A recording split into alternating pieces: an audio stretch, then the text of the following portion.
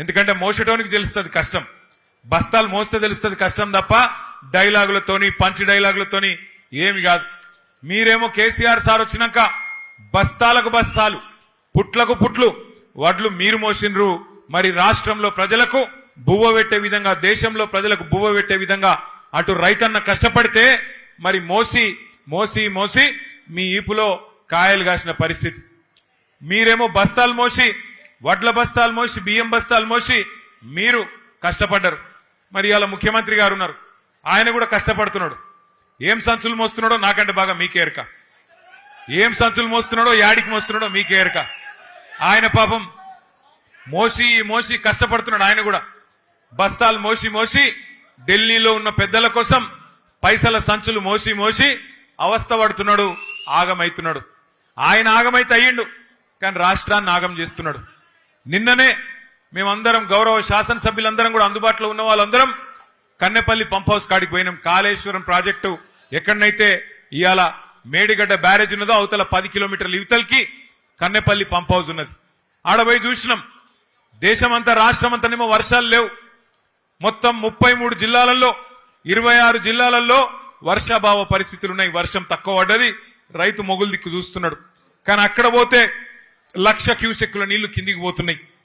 ఎందుకంటే KCR sir project, Kaleshwaram project ఎక్కడ కట్టిండంటే మొత్తం ఎక్కడన్నా సరే కరువు ఉన్నా, వర్షం లేకపోయినా గోదావరిలో ఏ పాయింట్లనైతే నీళ్లుంటాయో అగో గా పాయింట్ దేవులాడి లెంకులాడి అక్కడ ప్రాజెక్టు కట్టిండు.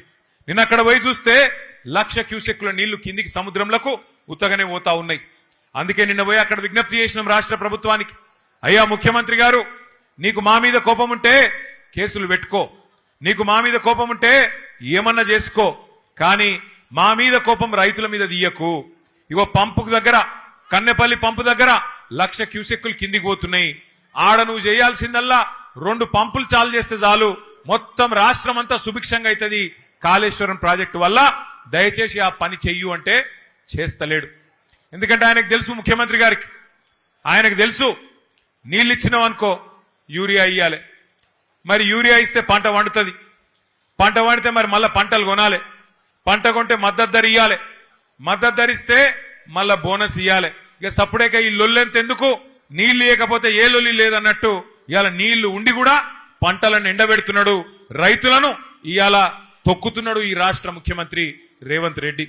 నేను మీ అందరినీ, మా హమాలి సోదరుల్ని కోరేది ఒకటే, మీకు కూడా ఆకలైతుంది, నాకు కూడా ఆకలైతుంది, ఎక్కువ పరీక్ష పెట్ట ఒకటే ఒక్కటి నేను మిమ్మల్ని కోరేది, రాష్ట్ర అధినేత, రాష్ట్రాన్ని నడిపే వ్యక్తి సద్బుద్ధి కలిగిన వాడైతే, మంచి బుద్ధి కలిగిన వాడైతే రాష్ట్రంలో పేదలు గాని పెద్దలు గాని అందరు సంతోషంగా ఉంటారు. రాష్ట్రంలో హమాలీలు గాని లేదా మిల్లు యజమానులు గాని అందరు సంతోషంగా ఉంటారు. 10 ఏళ్లు మనం అదే చూసినాం కేసీఆర్ గారి ప్రభుత్వంలో. రైతు బాగున్నాడు, అట్లాగే పారిశ్రామికవేత్తలు బాగున్నారు. కరెంటు బాగుంటే పారిశ్రామికవేత్తలు బాగుండే, కార్మికులు బాగుండే, అంతా సుభిక్షంగా ఉండే. కానీ కొంత ఏమరుపాటుతోని, కొంత మరి మన చిన్న చిన్న పొరపాట్ల వల్ల మనం అధికారం కోల్పోయినాం. బాధపడేదేం లేదు. ఇంతకుముందు సీనన్న చెప్పింది కరెక్ట్, అధికారం పోతే పోయింది, కానీ ప్రజల్లో మమకారం తగ్గలేదు. అధికారం పోతే పోయింది, కానీ ఇవాళ కొన్ని వాస్తవాలు మనకు కూడా తెలుస్తా ఉన్నాయి. కుండ వలిగితే వలిగింది కానీ కుక్క బుద్ధి తెలిసిందని, ఎవడు మనోడు ఎవడు పగోడు మనకు కూడా అర్థమైతా ఉన్నది. ఎవరైతే ఇవాళ ఈ కష్ట సమయంలో కూడా మనతో నిలబడి ఉన్నారో, 18వ ఆవిర్భావ దినోత్సవం చేసుకుంటున్నాం మేము, హమాలీలం, మా గుండెల్లో కేసీఆర్ ను పెట్టుకున్నాం, మీరు రావాలే అని చెప్పి పిలుచుకున్న మా హమాలి సోదరులకు మీ రుణం తప్పకుండా తీర్చుకుంటా, మీ ప్రతి సమస్య పరిష్కారం చేసే బాధ్యత నేను తీసుకుంటా అని చెప్పి మీకు విజ్ఞప్తి చేస్తా ఉన్నా. సీనన్నకు కూడా నేను చెప్తా ఉన్నా, ఇట్లే గట్టిగా ఉండండి, మిమ్మల్ని చేయగలిగింది ఏమీ లేదు. సరే మా మీద అంటూ 2 కేసులు పెడతాడు, మీ మీద కేసులు పెడితే ఏమవుతుందో ఆయనకు కూడా ఎరికే, ఈప్ సాఫ్ అవుతుందని తెలుసు. అందుకే మిమ్మల్ని ఎవ్వడు ఏమీ చేయలేడు. ఐకమత్యంగా ఉండండి, గట్టిగా ఉండండి. ఇంకొక 2 ఏళ్లలో తిరిగి కేసీఆర్ గారిని ముఖ్యమంత్రి చేసుకుందాం, బ్రహ్మాండంగా చిన్న చిన్న సమస్యలు ఏమున్నా తప్పకుండా పరిష్కారం చేసుకుందామని చెప్పి మీ అందరికి కూడా తెలియజేస్తూ, మరి ఈరోజు శుభదినం, మంచి కార్యక్రమాన్ని ఏర్పాటు చేయడంలో లక్ష్మారెడ్డి గారు పూర్తి సహకారం అందించారు. వారికి గట్టిగా, ఎమ్మెల్యే గారికి గట్టిగా చప్పట్లతో వారికి కూడా అభినందనలు చెప్పాలి.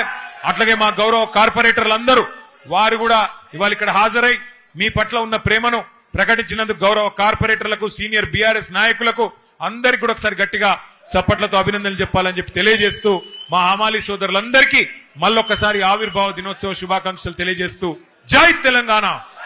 అన్ని పిడికిలు లేవాలి. జై తెలంగాణ. కేసీఆర్ గారి నాయకత్వం, హమాలి సీనన్న నాయకత్వం. జై తెలంగాణ.